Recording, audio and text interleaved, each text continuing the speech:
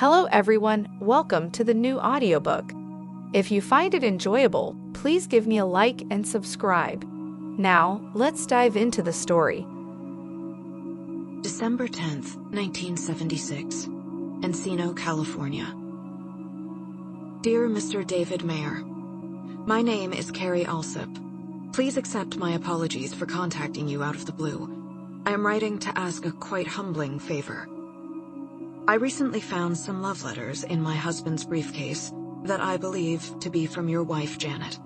I suspect my husband, Ken Alsop, met your wife while he was at a medical conference in Coronado 3 months ago. It seems as if they have been sleeping together since then. I have come to this conclusion because the letters from your wife to my husband include references to a relationship of a sexual nature. I am so sorry, David. I do not know your marriage, and I obviously do not know you at all. But if this brings you any heartbreak, I am sorry to be the bearer. I also want to apologize for telling you this if, in fact, you do not wish to know it. This feels like an impossible situation. I have made the best decision I know how. And now I come to the favor mentioned above. As my husband has letters from your wife, I assume she must have letters from him. As I try to decide what to do about my husband's betrayal, I find myself desperate to know why he would do this. So if you find any letters in your home from Dr. Kenneth Alsop of Encino, California, or his office at the Dermatology Center of Los Angeles, I would truly appreciate you forwarding me copies. Please do not worry that they will be intercepted. I am the only one who picks up the mail at home. I have not included your wife's letters here, as that seems callous. But if you do wish to see them, I will, of course, do you the same favor I am requesting of you. Lastly, I realize I have appeared out of thin air with nothing to offer but bad news, but it must be said that my heart goes out to you, David, even though I do not know you. Sincerely, Carrie Alsop.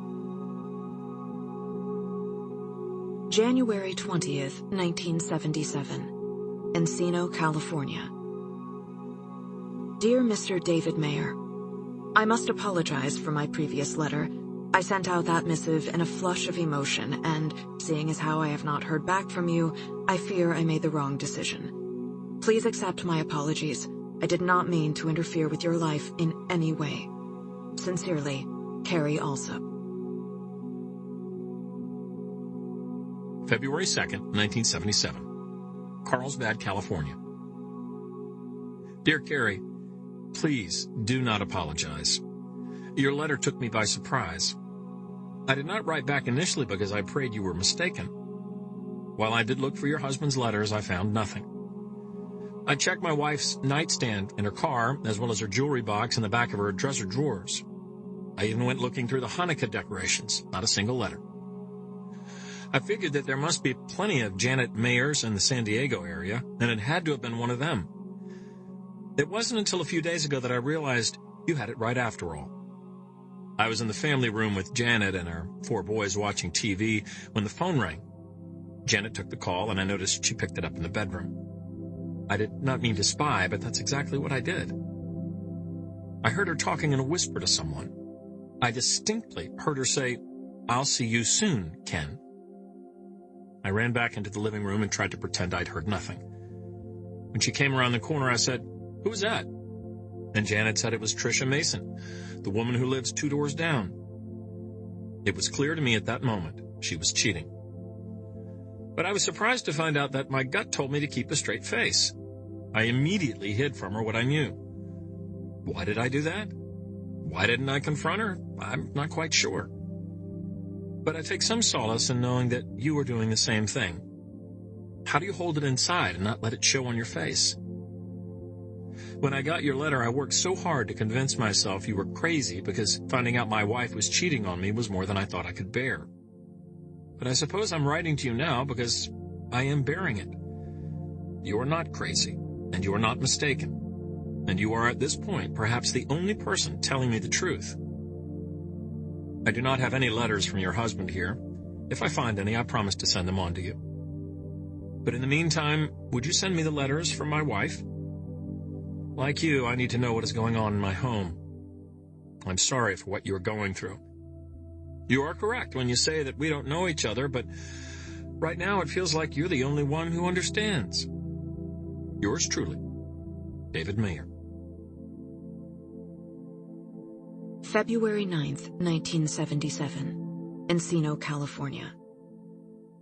Dear David, I am sorry to hear that I am correct about your wife. I had some small hope that there might be a misunderstanding that would explain my husband's involvement as well. It is funny the crazy things our brains make up to save us from the truth. I have had fantasies that Ken is writing a screenplay and that he had the letters for research. Isn't that wild? You don't know him, but I assure you, the man doesn't have a creative bone in his body. My mother said when I married him that I was committing myself to a bland life of boring. To be honest, that is part of what I have always loved about him. He was a safe choice. What you see is what you get with Ken, or so I thought. He is methodical and logical and conscientious. I mean, we are talking about a dermatologist who eats a turkey sandwich for lunch every day and only listens to old Simon and Garfunkel and Mick Riva albums. I once put on a David Bowie record, and he said it sounded like screeching cats crying for more drugs. My point is that it is absurd to think that Ken was writing a screenplay. It was just easier to consider the possibility that he'd changed his entire personality overnight than it was to believe that he would cheat. But he's the same Ken I've always known and loved, and still eats a turkey sandwich every day. It's just that he's capable of things I never knew. I now have 6 letters from your wife to my husband. I have included copies of them here. Ken keeps them in the innermost compartment of his briefcase. Every morning when he takes a shower, I check that pocket. For curiosity's sake, I'm almost happy when I find one. I always want more information. And yet, I'm always miserable after I've read them. I seem to be a glutton for punishment. David, if, after you've read these, you want to talk, know that I am here. I wish I'd had someone to talk to after I read them. You're the only person I've ever mentioned any of this to. I'm too ashamed to confide in anyone I know. Instead, I go about my day, to the supermarket, to the salon, to bridge night, to dinner parties, as if nothing is happening. You asked how I hide it all. I don't know. I guess I find it pretty easy to look like nothing is happening when everything has changed. In the evenings when Ken is home, I make sure he has an elaborate dinner, and then I often stick my nose in a book. I suggest things for us to do that don't require us to talk to each other very much, like going to the movies, or a play, or dinner with another couple. I'm hoping this entire thing just goes away on its own. Does it sound like I'm burying my head in the sand? I don't know. Perhaps I am, for now.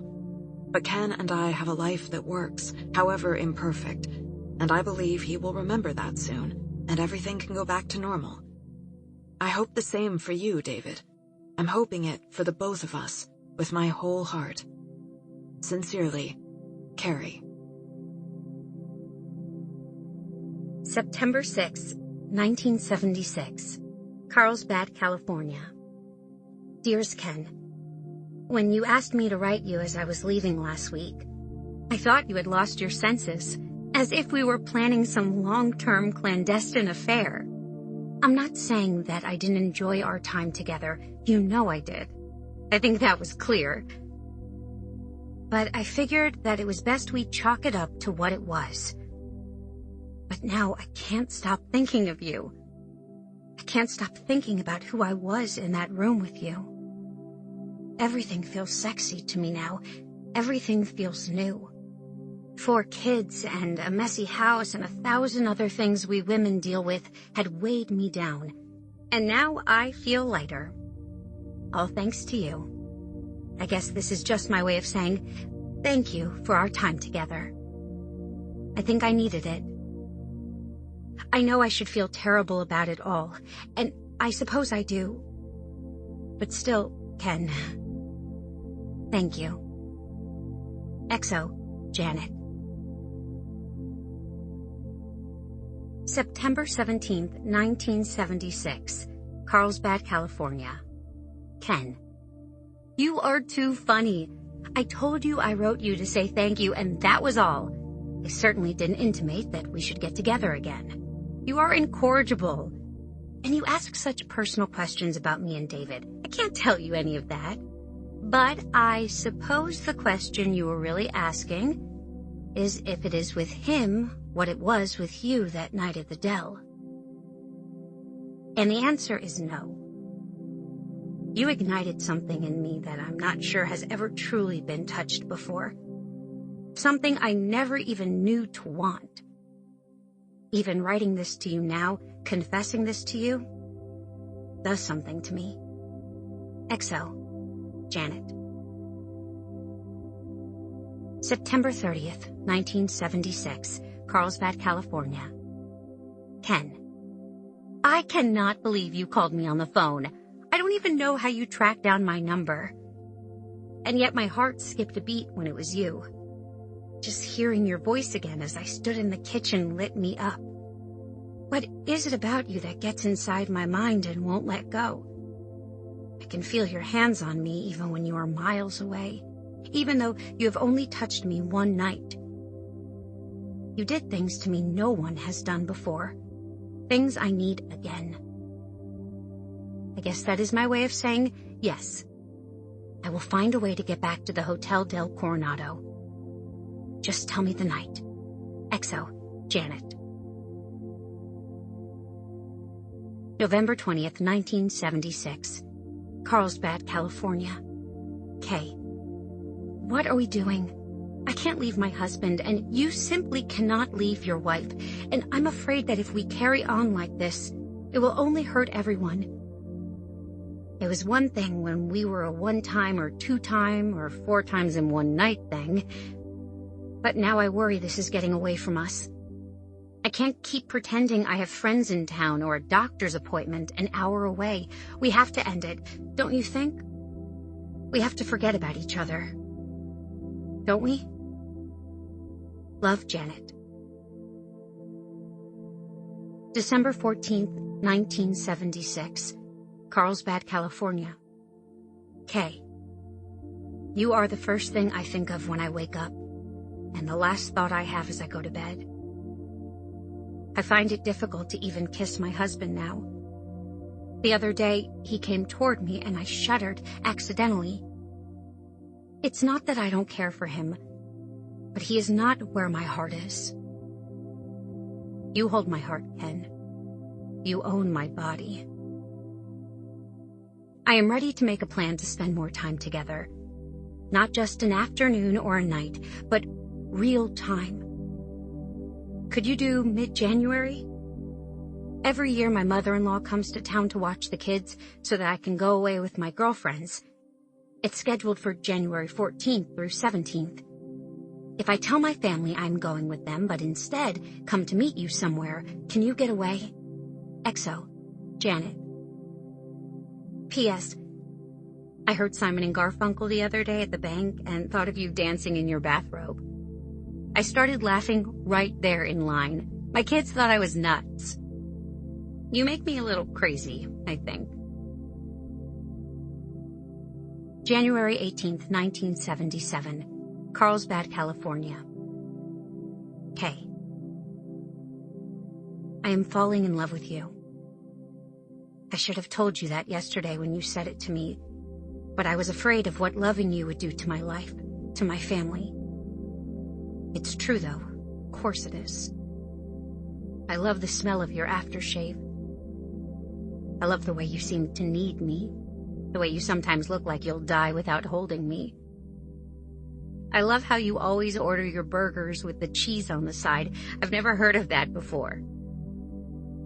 The past few days were full of so many moments that made me fall more and more in love with you.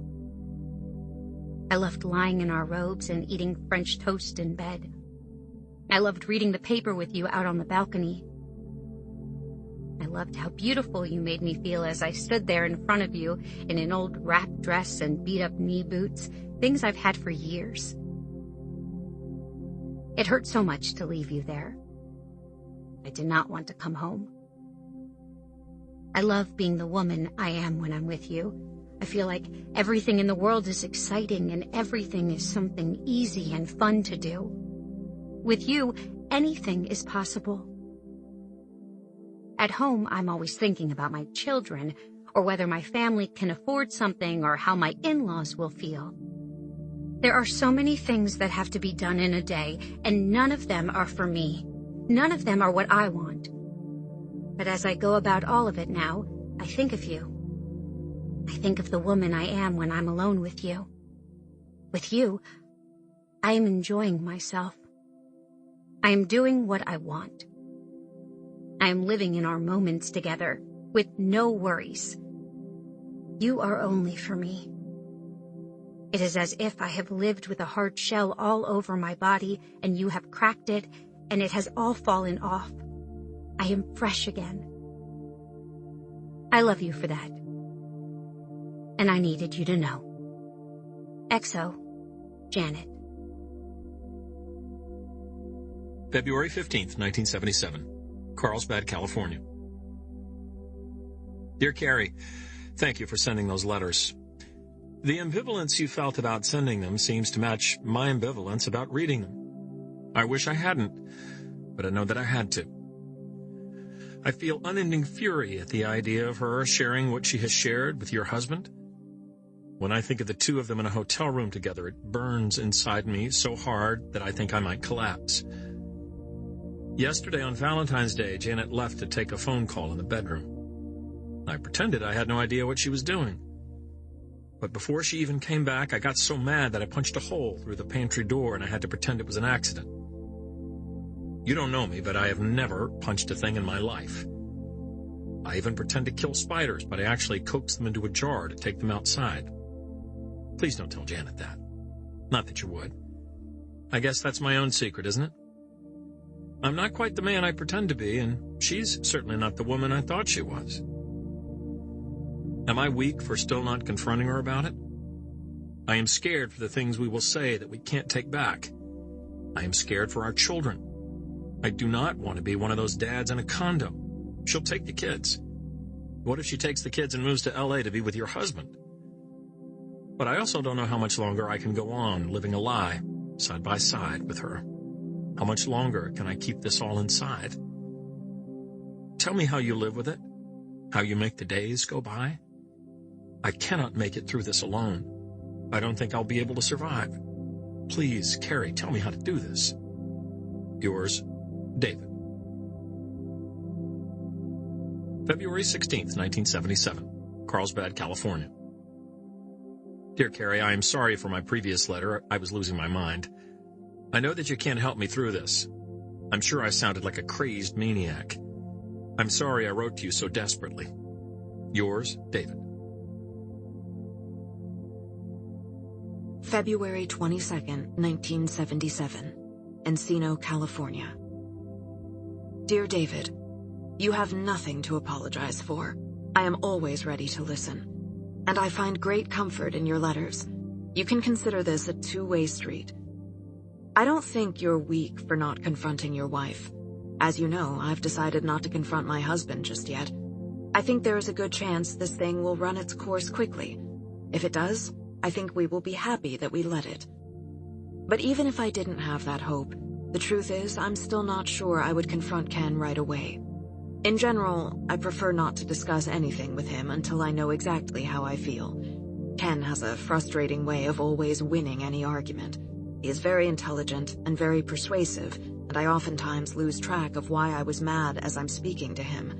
So no matter what direction this thing leads, I am not going to speak to him or anyone else about this at all until I understand exactly what I want to say. Which is complicated, quite obviously. My situation is different from yours.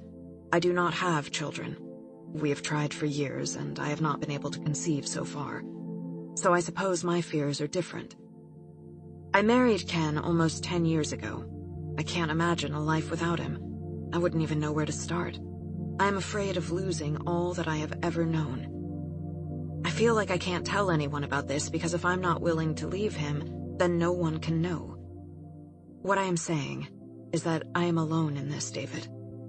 Except for you. You are the only person who understands exactly what I am going through, and I hope I can be that same thing for you. We are not alone. We at least know of each other. It is a very lame consolation prize, but I will take it if you will. As for the answer to your question, here is how I get through the days. I spend every moment I am alone asking myself what sort of future I want.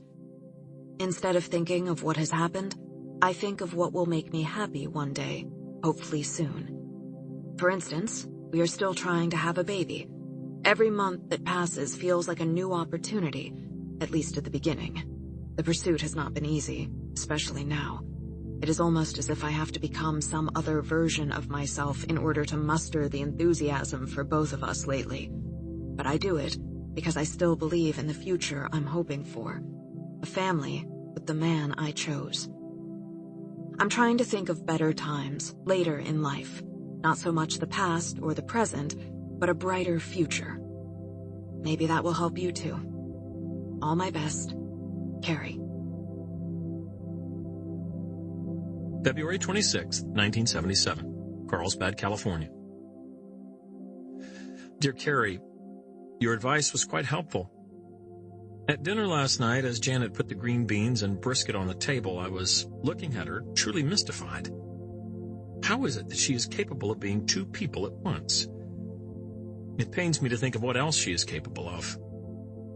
I must have been staring at her because she snapped her fingers in front of my eyes and said, "David, pass the salt, please." I looked at my sons, who were now staring at me like I had three heads, and so I decided to redirect my thoughts, as you said to do.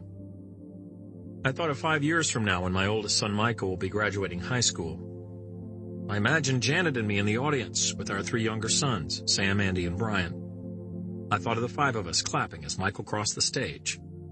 And I thought of looking at Janet with full trust and happiness.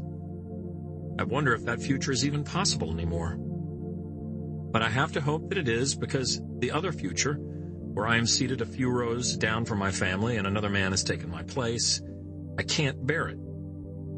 So I'm going to continue to think about the good future for now, until I know what I'm going to do. Thank you for being there for me. I know you only as handwriting on a page, and yet you might be my closest friend. Tell me more about yourself, your life. I'd love to listen as you have for me. Yours, David. March 4th, 1977. Encino, California. David, do you ever feel like your life got away from you somehow? Lately, it feels like my whole life has a similar feeling to when you check the clock on a Saturday and realize it's already 4:30.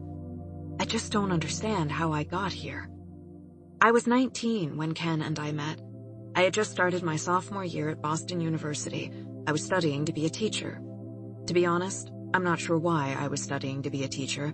I think it's just what everyone was doing. I met Ken at a party of a grad student friend of mine. He was about to finish his final year of medical school. He asked me out by offering to take me to an exhibit at the Isabella Stewart Gardner Museum, and I said yes. I don't remember what the show was, but I do remember that I had already seen it a few weeks before and pretended otherwise. It's interesting, the things we remember. Anyway, I fell fast for Ken. He was so confident. I felt like I wasn't quite sure who I was back then, and he was so sure of himself. We got married in Boston when I was 21. As I think I told you, my parents weren't altogether excited about the match. They thought I should stay single a bit longer, try to make my way in the world alone. My mother has always told me that I have more opportunities as a woman of my generation than she ever had. She made it seem like I had an obligation to use them how she would have. But honestly, I just wanted to marry a nice man who made a good living and have children. I guess I'm no women's liber. I left school when Ken matched at a residency program in Chicago. We lived there for a few years and then moved here to Los Angeles for a fellowship he took at UCLA. Now that we're settled, I think of going back to school every now and again. But Ken has been clear about wanting me to stay home and spend my energies on getting pregnant. He says if it's not happening when I'm home and relaxed, it's definitely not going to happen if I'm up and out of the house all day. I don't know if that's true or not, but it has been hard to argue it with a doctor. And so, I spend my days maintaining the house, throwing dinner parties for Ken's colleagues and their wives, and lately, helping his mother settle into her new townhouse 10 minutes away. She says she's moved here to help with things. I suspect she's here expecting a grandchild any minute. She's starting to make comments about me being too slim. This just isn't how it was all supposed to go. All my best, Carrie. March 9th, 1977. Carlsbad, California. Carrie, I feel like my life has gotten away from me all the time. I thought by my mid-30s I'd have some financial security, but I'm a high school biology teacher who was also taking on coaching girls field hockey and basketball as of late to earn more money. I know almost nothing about field hockey or basketball. I'm considering adding driver's ed since at least I know how to drive. My students are supposed to call me Mr. Mayor, obviously, but I can hear them referring to me as Mr. Grayer behind my back. I've gone fully gray at the age of 37. I always hoped I'd be one of those men who aged well. You know how ladies are always going on about how attractive they find older men? I was never terribly attractive in my youth, but I thought I'd grow into it. But I'm afraid my late 30s have also been accompanied by a growing gut, a bad back, a tension between my shoulder blades that never quiets down. Not to mention that I no longer feel like I know my own wife. As I interact with Janet now, I can see ways in which she and I had lost touch with one another long before this. It's almost as if realizing she was lying about one thing has made me realize how often she and I lie to one another about small things.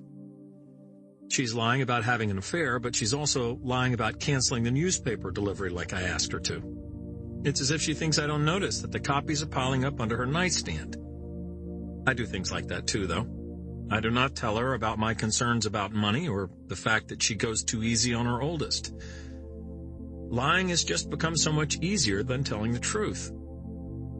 I don't remember when things got so hard. But life has been a matter of keeping our heads above water for years now. Money is scarce. Janet knows it and I know it, and I hate talking about it, and it's all she ever wants to talk about. It has become so ever-present that it shades everything. When Janet and I met, I had a habit of collecting pennies I found on the street. I've always loved pennies. I like the copper sheen to them. But I've stopped collecting pennies in front of Janet because I'm afraid she will think I'm doing it for the money. That is how tight things are around here. Janet keeps offering to get a job, and I can see the look in her eye when she offers it. Complete and total disappointment. It's clear she feels reduced to it because I can't provide. She blames me. She says she hates relying on me to do something that I'm not properly doing. She'd rather have some control over it herself. It guts me every time she says it. I've tried to explain to her that I am paid decently. I have a good job. The problem is that, well, kids are expensive. I know that wanting children has been a trial in your marriage. I can't begin to imagine the pain that must cause. The truth is that having children has been a trial in mine. I stopped desiring my wife quite the same way after she got pregnant with Andy and Brian. The first two were planned, but the twins weren't. They were a downright shock. I was already exhausted and penny-pinching with the first two. To be clear, I can't tell you the joy my youngest two bring me. My oldest Michael is impressively willful, and Sam can charm almost anybody. But Andy and Brian have this curiosity about the world, and this bond together that I never expected. I can't imagine my life without any of my boys. But since the shock of the twins, being intimate with Janet always makes me nervous. It feels like I'm just begging for more to be responsible for. It has made me forget how I used to see her. And to know your husband sees her that way, well, it has not been easy. Just the mere mention of how many times they've slept together in one night has made me feel about as big as a thumbtack. Sometimes I think the insecurity this brings up is the hardest part. Do you ever feel that way? Yours, David. March 14th, 1977. Encino, California. David. Do I ever feel insecure? Oh boy. How much time do you have? I am afraid that my husband is going to leave me for your wife and that I will be left with nothing. 30 and single and childless without even so much as a secretary position on my resume. I'll be a joke. I don't have anything of my own, anything to show for my time. All I've ever done is marry a doctor. Often, I feel overwhelmed by this sinking feeling in my heart that I will never be enough, that I am damaged, and any man in his right mind would leave me. What man wants a woman who cannot bear him a child? No matter how hard Ken and I try, I don't get pregnant. I've disappointed us both so many times at this point that it is hard for me to remember feeling like a complete person.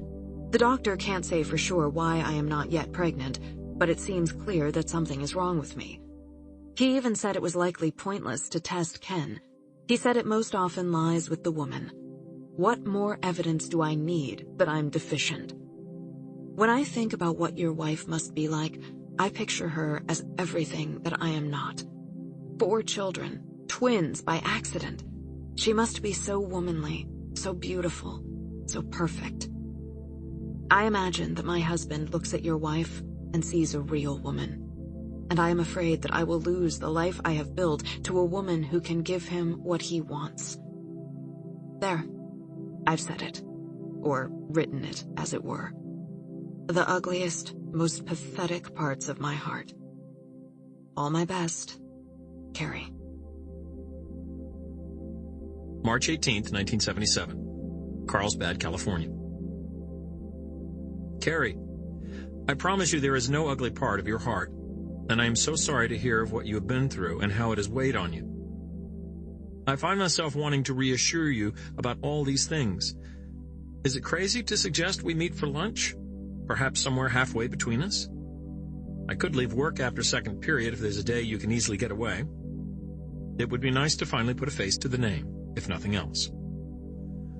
All this being said, I realize there's a thin line between a good idea and a god-awful one, so if I've crossed a line even suggesting it, I understand.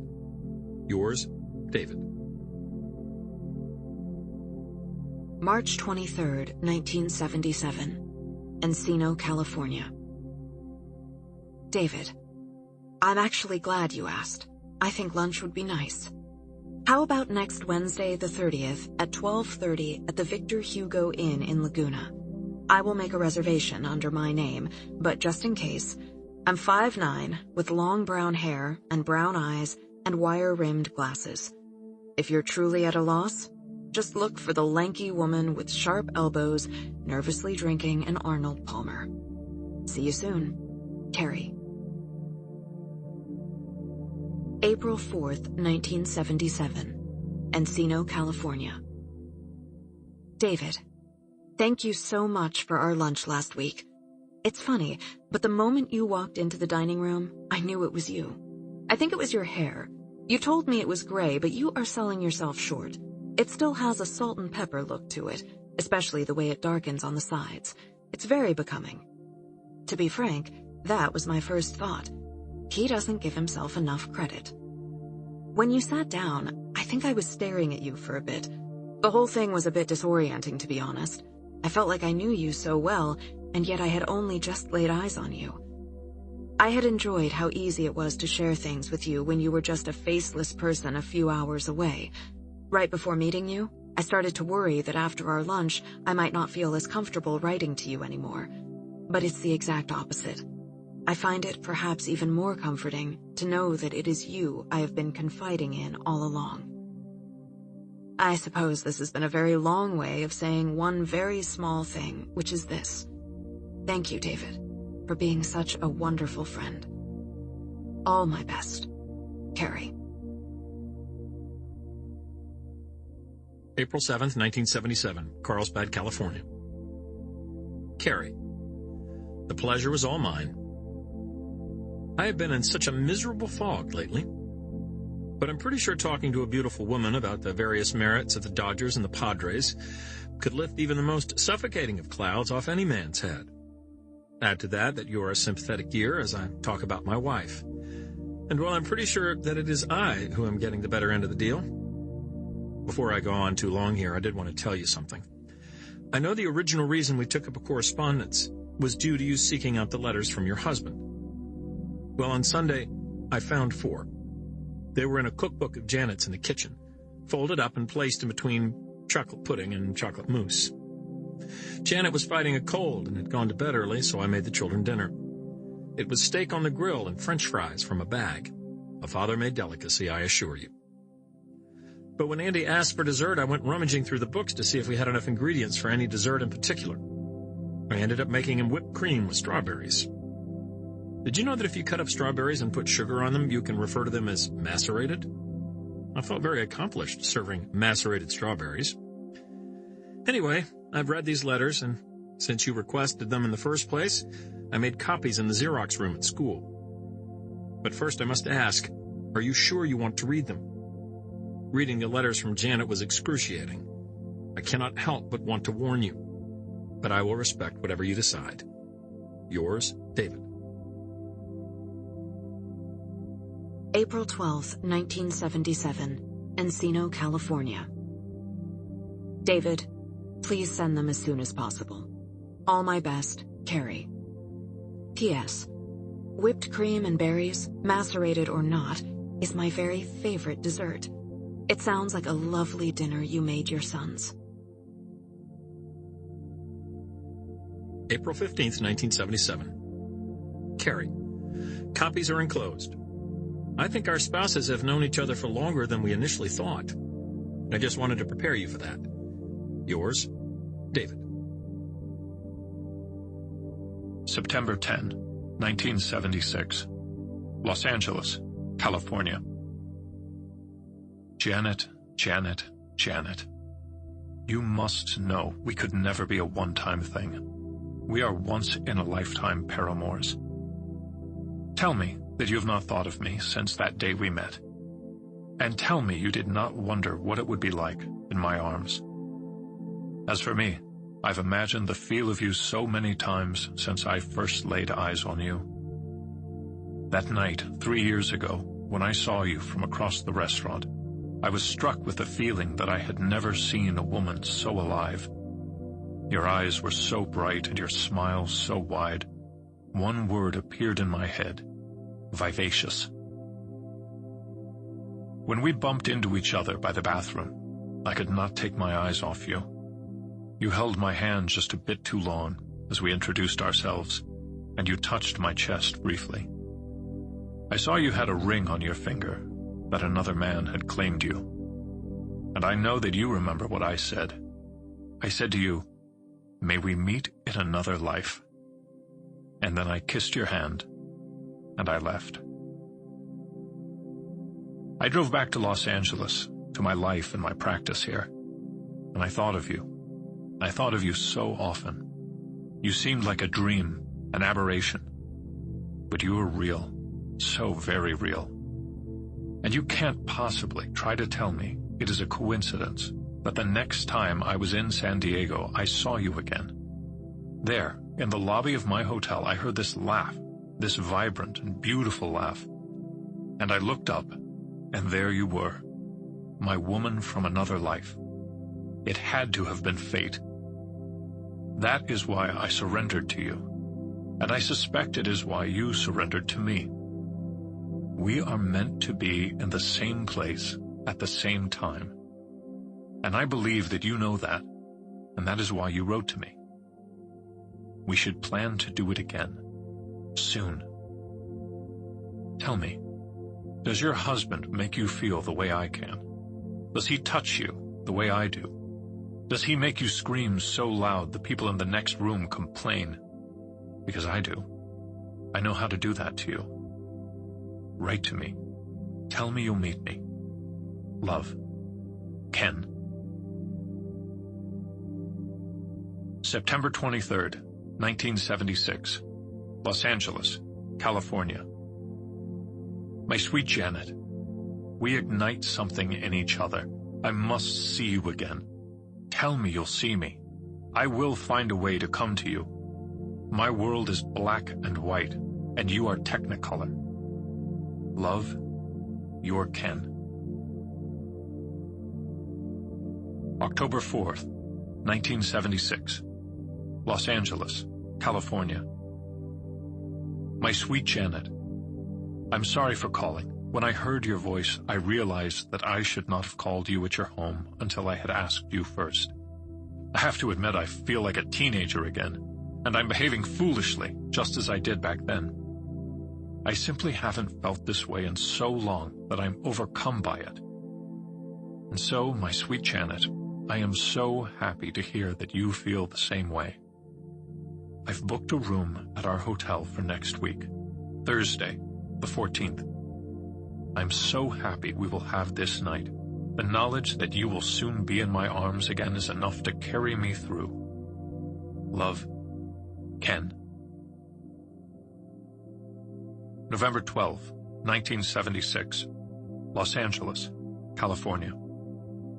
My sweet Janet, I need you. Seeing you once a week has quickly become not enough. I need your smile, and I need to look up and see the brightness of your eyes. I need your tender and womanly body by my side. I miss you with all my heart, and when I think I cannot bear it anymore, I think of how it feels to lift you into bed and know that you exist only for me, that I exist only for you. I have never loved before, if this is what love is. I will see you Thursday morning at 10. I cannot wait to hold you in my arms. Love, Ken. April 21st, 1977. Encino, California. David, does the weather ever really change down there? I can't imagine it does. Nothing ever changes around here. There are no seasons. When I lived in Boston, April was my favorite month. In the fall, I used to watch as leaves went from green to yellow to orange and red, and then I always hated December. That was when they fell off, and it seemed like they would never come back. But then April came around, and the sun came out, and the leaves started sprouting, and life began again. It seemed like the most exquisite thing in the world. Because the leaves don't really fall off around here, April isn't nearly as exciting. I've always been struck by the idea that you can't be all that happy something has returned if it doesn't go away in the first place. But what if the thing goes away and never comes back? Is it corny to say my heart feels like an eternal December with no April in sight? Of course it is. Anyone who compares their heart to anything weather-related is a square. I'm writing to formally thank you for sending the letters. But more than that, I'm writing to say thank you for calling me. After I read them, I sat in the living room by our record player and put on Carly Simon and sobbed. Then I moved on to Daisy Jones and Carole King, all so easy to cry to if you're in the mood. Then I put on Blue, a true classic for the ages. Do you listen to Joni Mitchell at all? Ken gets annoyed when I listen to her. He says she makes me schmaltzy. I suppose she does get me feeling a little sentimental. Lately, though, I think I've skipped over sentimental and gone straight to maudlin. I have never loved before, if this is what love is. I cannot believe he wrote that to her. Days later, I still hear it reverberating in my head over and over and over. I have never felt so alone. Alone in the world and alone in my marriage. Alone in love, really, with a man who claims he never loved me. Should I even be surprised? He barely looks at me anymore. Neither of us even attempted to bring up trying for a baby this month. I doubt he even bothered to notice a month had gone by without his touching me. Sometimes I swear I'm invisible. And yet, frankly, David, I often find it to be a relief. I can't stand the idea of him truly looking at me right now. There is so much I do not want him to see. The phone call from you did wonders to break the spell. I was sitting at the kitchen table, still crying, when the phone rang, and I swear I knew there was something special about the call before I even picked it up. But I'm sure that's just me being schmaltzy. But allow me one more schmaltzy thing to say. I felt better the moment I knew it was you. Thank you for telling me that everything will be okay. I don't think either of us is sure about that right now, but it feels nice to hear someone say it. You did a wonderful job of cheering me up. I was laughing through my tears, and that is quite a gift. So truly, David, thank you. Sometimes, when I am lying in bed next to Ken and I can't sleep, I feel so hopelessly pathetic, so unloved, so unremarkable. I feel like the girl at the party nobody wants to dance with. There I am, hoping someone might choose me while the rest of the world goes on dancing. But lately, I find that in those moments, I think of you. I am not alone at the party. You are at this miserable party with me, and it brings a smile to my face to be standing next to you. All my best, Carrie. April 26, 1977, Carlsbad, California. Carrie, I'm glad to know I may have made things a tiny bit easier for you. God knows you have made all this easier for me. In fact, I should admit that I called you the other day to check in on you, but I also called you because I needed to hear a warm voice. I needed to call someone I thought would want to hear from me. Talking to you on the phone these few times this week has been the highlight of my days.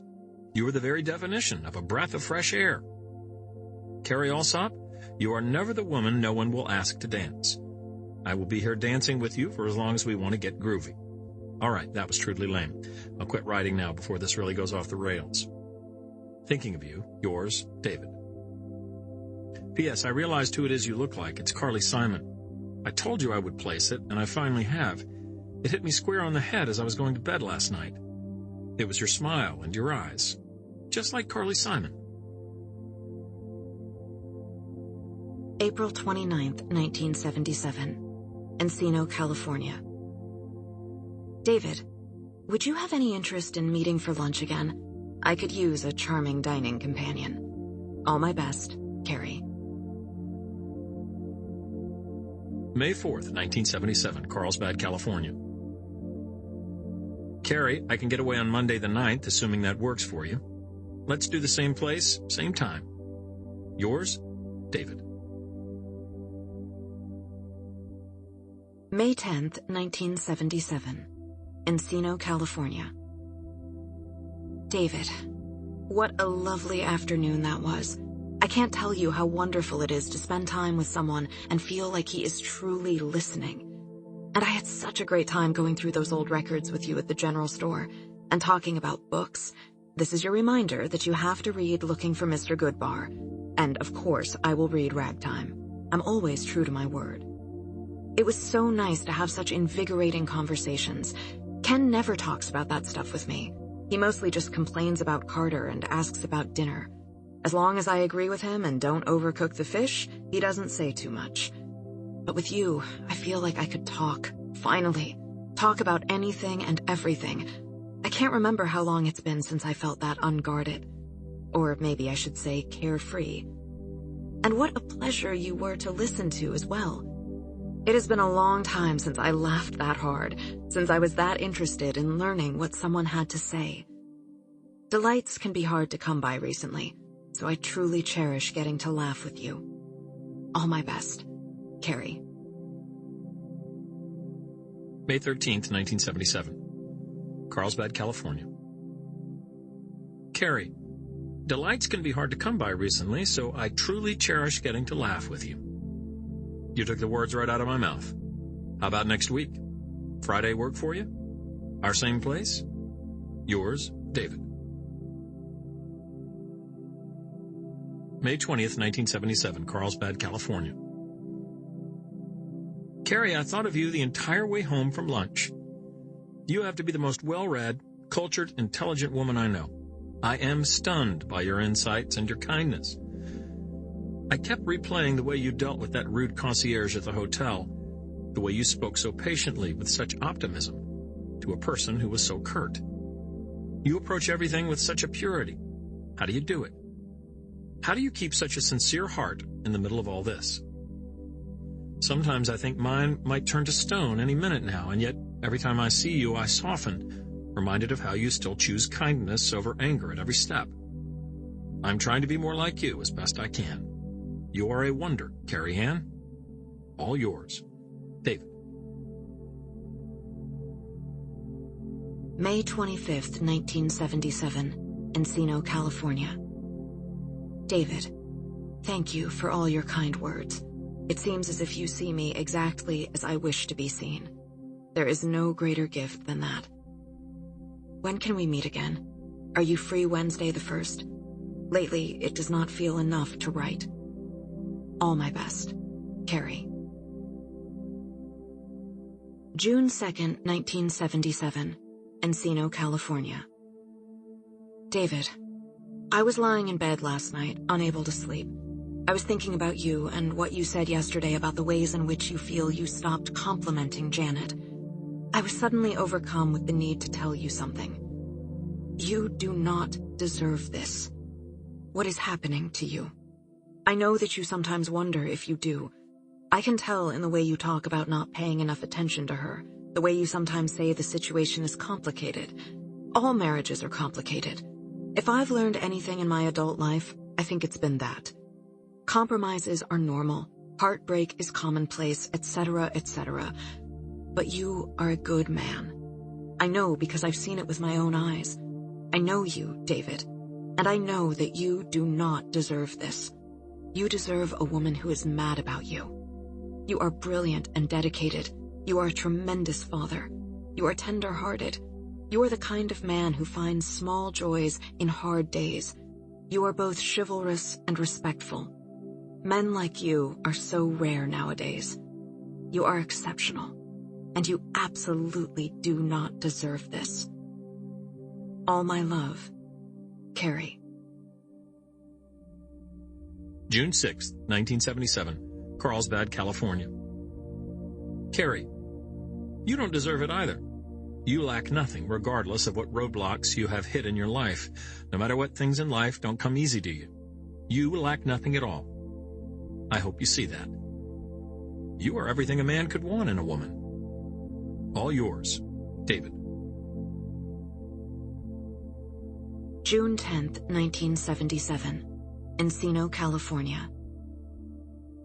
David, for so long I have felt as if I am a disappointment to so many.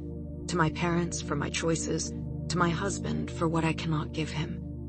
And now, in many ways, even to myself, for how I am handling all this. When I was a teenager, one of our neighbors, Mr. Whodunit, was caught having an affair with his secretary, and I remember feeling so disgusted when Mrs. Whodunit took him back.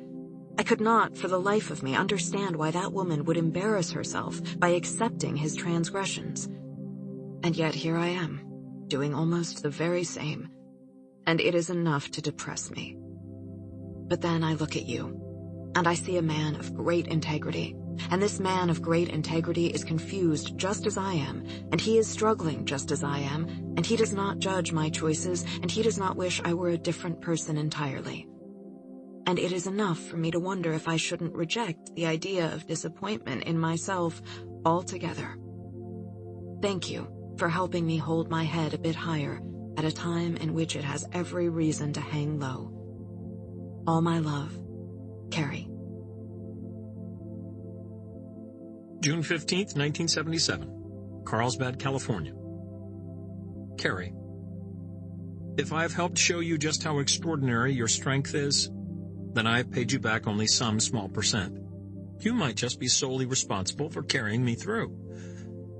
I wish I could tell you how often your name comes to the tip of my tongue. How many times a day I find myself thinking of something you said. The other day, someone at work was talking about peanut butter, and I had to stop myself from mentioning that you have converted me to cream cheese on toast forever. I still can't believe just how many ways in which you have enlightened my life. You are the second half of my heart nowadays, Carrie Ann, and I am lucky for it. All yours, David. June 18th, 1977, Encino, California. David, the other night on the phone, you asked me how much longer I'd be willing to let this affair go on. I told you that I was still waiting to see if Ken had any intention of coming back to me. But what I did not say, and I think that perhaps I should have, is that the waiting has become so much easier now that I have you to go through all this with. However, now I'm starting to wonder if there is not much left to wait for. As I told you, Ken stopped keeping Janet's letters in his briefcase, but I recently came across one in his glove compartment when I was updating his car insurance card. A copy of the letter is enclosed here. But David, tell me, what are we doing? What is our plan? Love, Carrie. May 30th, 1977, Carlsbad, California. Kay. I agree. I cannot go on without you much longer, but it is not going to be simple. If we are serious, we need to make plans for a lasting future. We have families to consider. We have lives. There is still so much to reconcile. So yes, my love, I will get away. My kids are spending the weekend of the 4th of July with my parents in Catalina this year. I will tell David that I'm going to my cousin's in Anaheim. But instead, we can meet, either at the Dell or maybe that place in Newport Beach that you mentioned. And we can talk about what this would mean for our lives, and how we can finally be together once and for all. Love, Jay. June 22nd, 1977. Carlsbad, California. Carrie, I don't know what we are doing. I ask myself that on a daily basis. At this point, I think we've probably lost our minds a little bit. Mine certainly seems long gone. Should we try to stop them? Is now when we confront them about all this.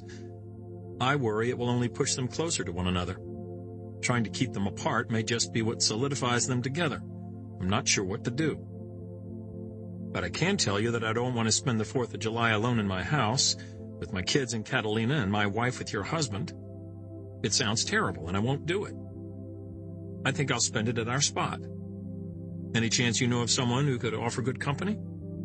All yours, David. June 25th, 1977, Encino, California. David, I'm going to call the inn and take care of the rooms. You can get us some sparklers and maybe some tiny flags or something. We will be as festive as possible this coming weekend, and we can both try our damnedest not to think too much about what awaits us. Sound good? All my love, Carrie. June 29th, 1977, Carlsbad, California. Carrie, sparklers secured. I will see you Saturday. Here's to making the best of things.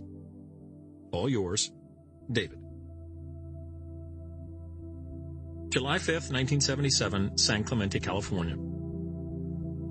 Carrie, I am currently at a gas station in San Clemente on my way home, and I saw this postcard with a sandbar on it, and I had to send it to you. I left you just a moment ago, and yet I still miss the sound of your voice, the way you smell like coconuts.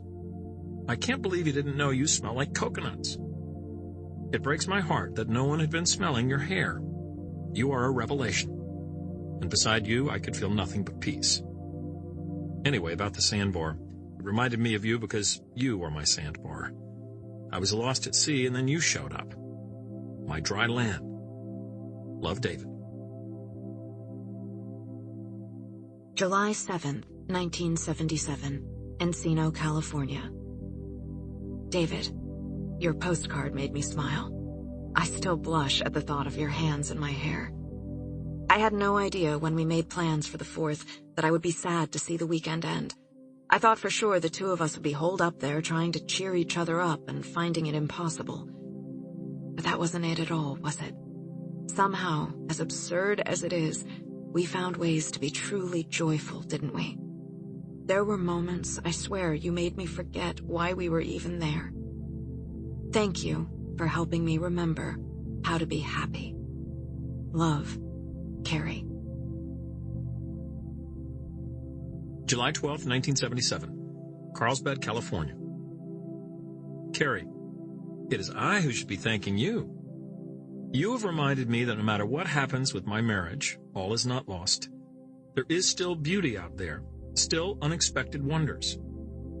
The only silver lining, should all this end in disaster, is that there is you.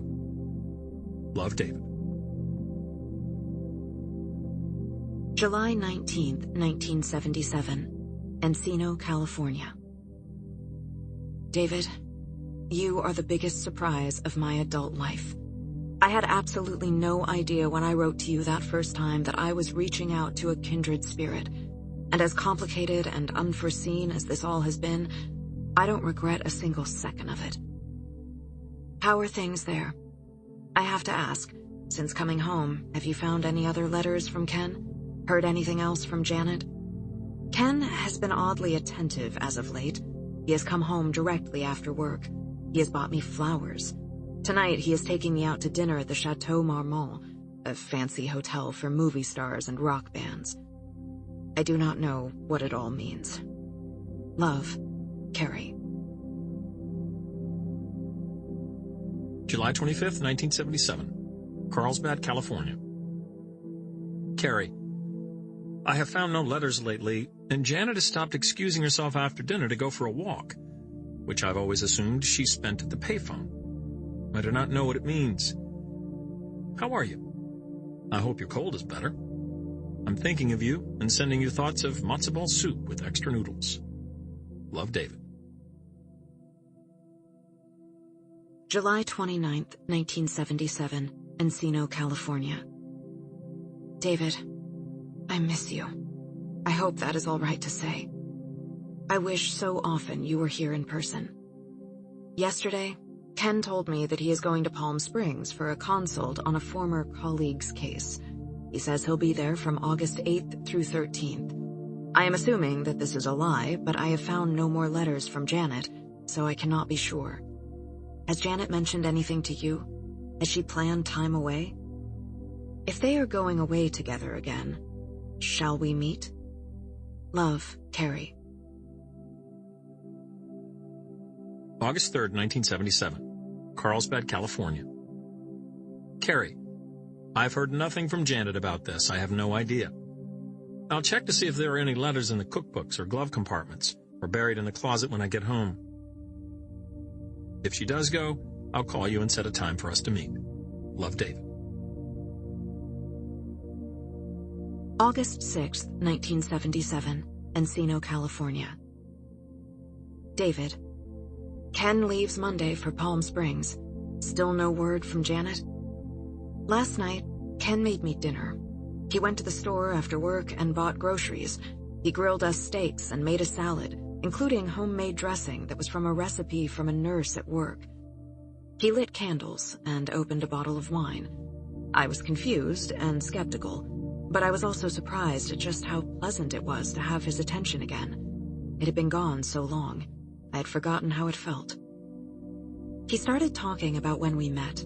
He said he spoke to his father after our first date and told him he would marry me.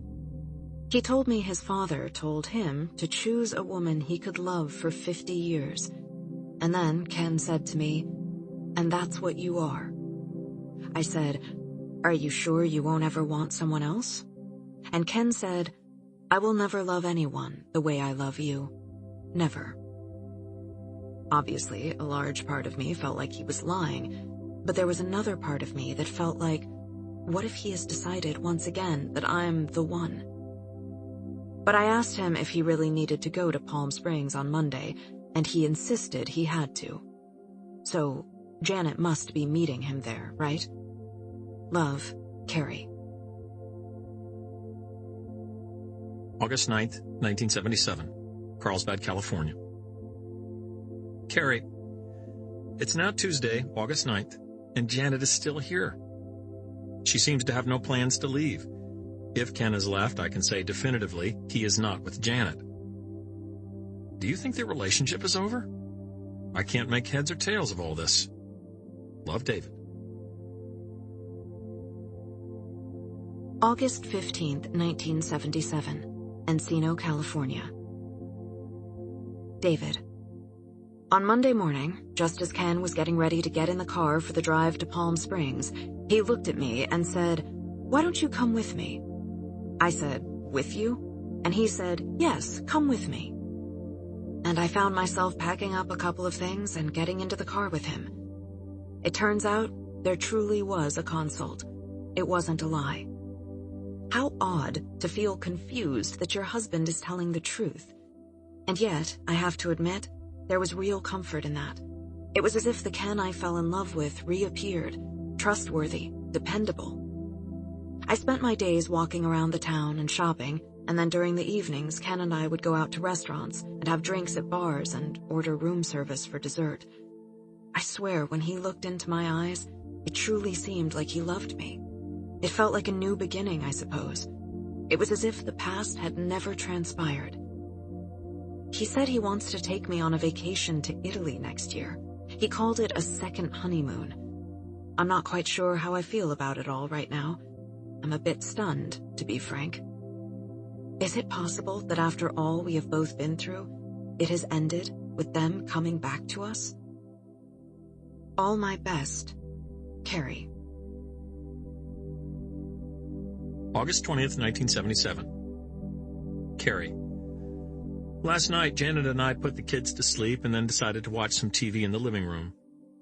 I was sitting in my recliner, Janet on the sofa, when she walked up to the TV and turned it off. She said, "I've been sleeping with someone else." And she confessed everything. She started at the very beginning, how they met years ago, and she thought nothing of it, but then ran into him for the second time last August. I didn't realize it, but the night they met again was a night in which she and I had gotten into an argument about how I was always grading papers on evenings we were supposed to spend together. She decided rather angrily to go out with her friend Sharon. Apparently, she didn't come home until the next morning, and she said I barely even noticed. It strikes me as almost unbelievable how little attention I paid to her back then. Not that I'm blaming myself. After knowing the full details, my anger at Janet has somehow become stronger, but also more tolerable. That doesn't make much sense, I guess. Anyway, she admitted how long they went on like that, how often they met up, what she was feeling, why she did it. And when she confessed, so did I. I told her I had known for some time. I told her that you and I had been exchanging letters and had become close during this bizarre time. I shared some of our letters as well. There was no confession left to be made by the end of the night, or I should say wee hours of the morning. Janet and Ken are through, and there are no more lies living in our marriage anymore. Janet told me this morning that she wants to stay together, and she asked me point blank if I thought that she and I could get past this. It was a difficult question to answer. I kept thinking of you, to be honest. What you have shown me, how much I look forward to seeing you. You have come to mean so much to me.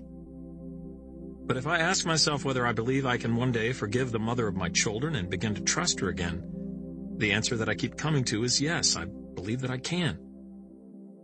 And if I find that I can't, I still have to try.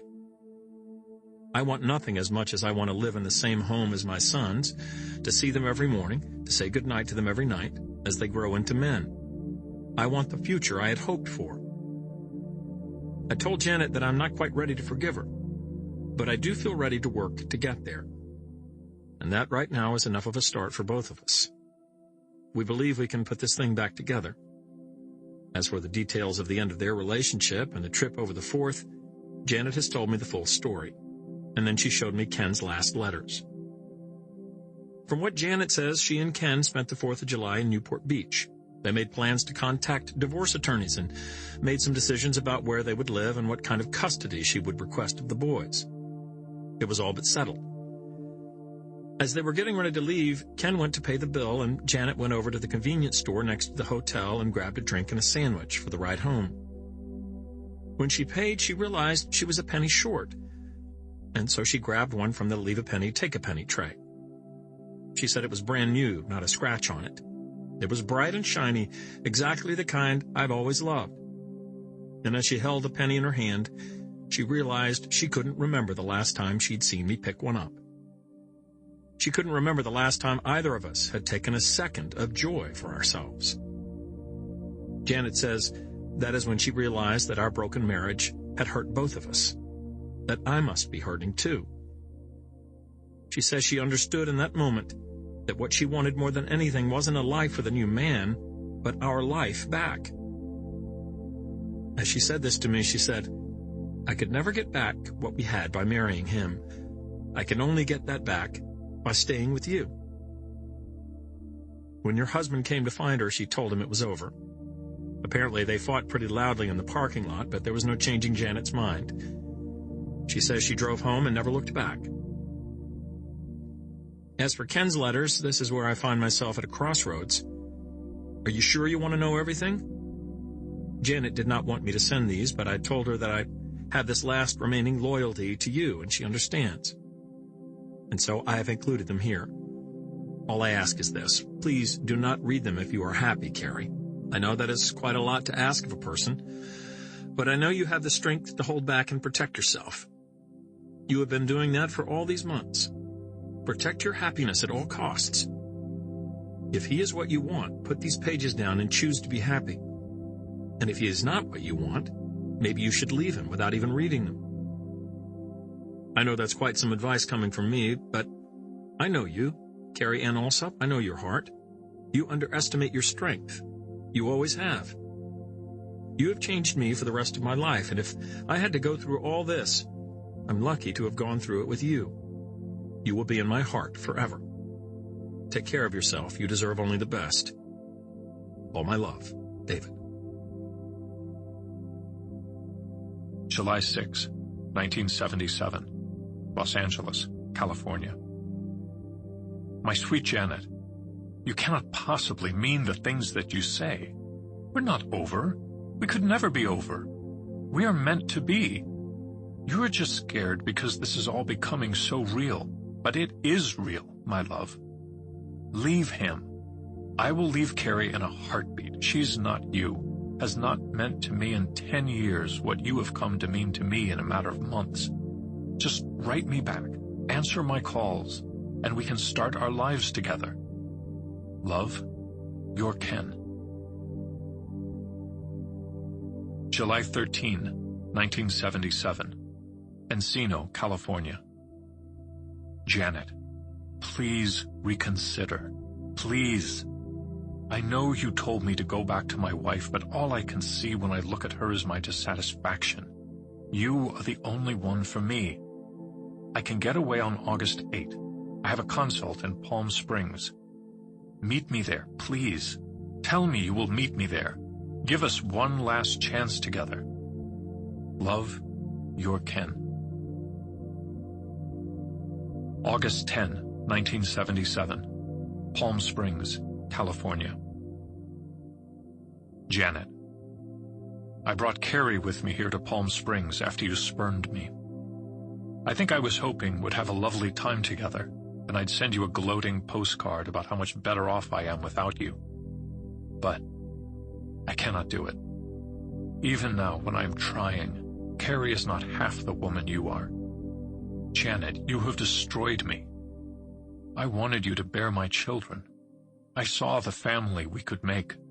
I believed I could have a life with you that I cannot have with Carrie. Look, I know that there were some things I said that were inappropriate. I was upset when you broke things off. I said things I didn't mean. I admit that it is true that there were women before you. And if you and I truly are over, then I have no reason to become monogamous. As I've told you, I find it incongruous with our innate human nature. But Janet, don't you understand? That just speaks to how much I love you, how serious I've been about you. I was willing to give all that up for you and only you. That is how much I love you, how rare of a woman I believe you to be. It is not easy to let you go, but I understand that you have made your decision, and it is one I have to live with. If ever you change your mind, my sweet Janet, please write to me. I am forever yours. Love, Ken. September 16th, 1977, Encino, California. Dear Mr. Rosenthal, as discussed in our meeting last Tuesday, enclosed please find all the letters I have in my possession that were exchanged between my husband, Dr. Kenneth Alsop, and Mrs. Janet Mayer over the last year. My hope is that this serves as sufficient evidence of the affair. I think the plan should be just as you said. We should aim to take him for all that he is worth. Sincerely, Carrie Alsop. April 30th, 1978. Boston, Massachusetts. Dear David, thank you for sending me Ken's letters last year. I am sorry that I never responded to you. I wasn't ready until now. I'm writing to you from the apartment over the garage of my parents' house. I suppose I should start at the beginning.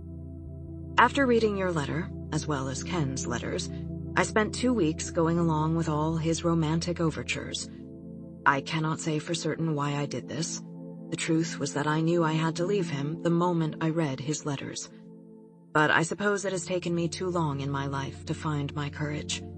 And apparently I needed an extra 2 weeks to summon its full passion. We were out to dinner at an Italian restaurant when I suddenly couldn't bear it any longer. He was in the middle of ordering minestrone soup, and I simply said, "I'm leaving you." And then I threw my napkin onto the table, took the keys out of his jacket pocket, and walked out.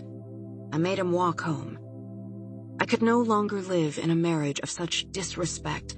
That is what it had always been, I realized, even when I thought he was faithful. And I could not for one more second continue my life in such a manner, for many reasons, but the most pressing of which was that I found out I had someone else's future to consider. Early last September, I realized I was 2 months pregnant. You can imagine my surprise, but you can probably also imagine my glee. And so I contacted a divorce attorney, packed my things, and within a month I had moved back in with my parents in Massachusetts. It brings me pride to tell you that I left that asshole. And it gives me sheer joy to tell you that last month I gave birth to a beautiful daughter I named Margaret. I am now a divorcee and a single mother, and I live with my parents at the age of 31. All things I never imagined for myself. But I'm doing all right with all of it, I have to say. I have my maiden name back, and I'm in a city I love, with my family I have missed and my old friends. I'm about to get my real estate license. I listen to Joni Mitchell whenever I want. Right now, the trees are starting to bloom again. Maggie just learned how to smile. And she feels like a great victory. Frankly, the past year or so has felt like a number of victories, even though it started out feeling like such a loss. But getting to know you, being with you, was the beginning of me understanding just how lost I was in my own life. I needed so badly to see that regardless of whether I could carry a child, I was still me, still worth something. And no matter what my husband thought of me, I was still important. And while my mother often reminds me that I should have been able to see that myself, I am so thankful that you helped me get there. You gave me hope and perspective and confidence. Right before you gave me my baby. We are safe and secure here. I have the money from the divorce, and my mother and father have taken to being grandparents like nothing ever before. We do not need anything from you. I want only for you to know that we are here in Boston, should you ever want to find us. Margaret and I are 2 little peas in a pod. I will take care of her with all my heart until my dying breath. She is in the very best hands. She will be loved from here to eternity. I love her simply for existing. And I love her because she has been my liberation. My life may not be perfect, but at least I can finally say it belongs to me. Thank you, David, for everything. We love you. Love, Carrie and Margaret Leah Hennessy. We hope you have enjoyed our presentation of Evidence of the Affair by Taylor Jenkins Reid, performed by Julia Whalen, George Newbern, James Daniels, and Dara Rosenberg. Performance copyright 2018 by Brilliance Publishing, Inc., all rights reserved. For further information concerning this program or other Brilliance audio titles, please call the following toll-free number, 1-800-222-3225, or visit our website at www.brillianceaudio.com. No part of this recording may be played for an audience or reproduced in any form. It may not be streamed, downloaded, broadcast, or copied without written permission. Address all inquiries to Brilliance Audio, P.O. Box 887, Grand Haven, Michigan 49417.